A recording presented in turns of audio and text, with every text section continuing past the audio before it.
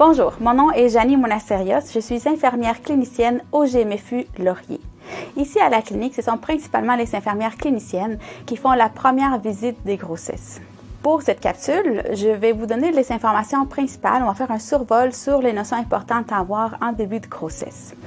Vous pouvez toujours vous référer au guide Mieux vivre avec notre enfant qui se trouve sur le site web de l'Institut national en santé publique ou l'INSPQ. Il y a aussi le site web Naître et grandir dans la section grossesse où vous pourrez trouver plein d'informations très pertinentes et intéressantes. L'acide folique et les multivitamines. L'acide folique est important pour le développement du cerveau de votre bébé et éviter les anomalies du tube neural. La multivitamine, elle est importante pour répondre aux besoins de fer et de calcium et autres vitamines et minéraux. Une multivitamine contenant de l'acide folique est conseillée dès le début de la grossesse.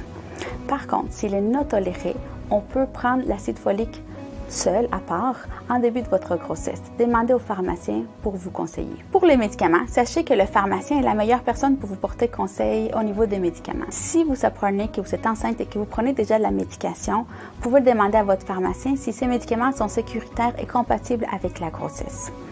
Si vous désirez acheter des médicaments en vente libre, demandez toujours conseil au pharmacien. Et n'oubliez pas d'apporter votre liste de médicaments à jour lors de votre rendez-vous. Les nausées en début de grossesse. Sachez que c'est normal d'avoir des nausées en début de votre grossesse. Et ça peut aller jusqu'à 12 semaines, parfois un peu plus tard. Mais vers 20 semaines, vous ne devriez plus avoir autant de nausées. 75% des femmes enceintes ont des nausées et 50% environ vont avoir des vomissements qui les accompagnent. Les nausées peuvent arriver le matin, tout au long de la journée ou en fin de journée. Sachez qu'en fin de journée, c'est souvent relié avec la fatigue. Donc, c'est important de vous reposer et de ne pas continuer à faire des activités en fin de soirée. Voici quelques conseils qu'on donne aux femmes pour leurs nausées. Au réveil, prenez le temps de vous lever du lit. Et pour votre déjeuner, choisissez des aliments plutôt secs, comme des toasts ou des biscottes, des biscuits soda. Donc, prenez surtout des aliments que vous avez le goût de manger. Forcez-vous pas à manger des grandes quantités. On évite de manger des petites quantités et mangez plus souvent dans la journée.